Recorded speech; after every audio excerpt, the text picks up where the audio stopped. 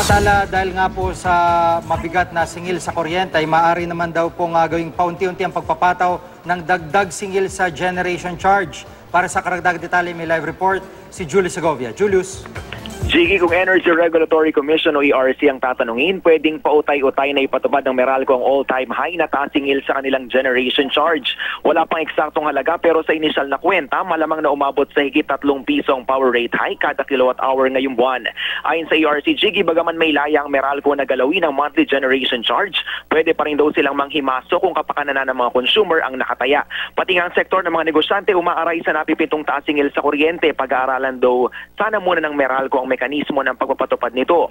Bukas naman, Jiggy, ang Meralco sa suwestyong pautay-utayin ng power rate hike. Ginawa na raw nila ito noong 2010 kung kailan sumirit din ng husto ang generation charge dahil sa Malampaya maintenance shutdown. Inulit ng Meralco ang paliwanag, bunsod daw ng maintenance shutdown ng Malampaya gas field na sinabayan pa ng outages ng iba pang mga planta ang itinuturing na all-time high power rate hike sa kasaysayan.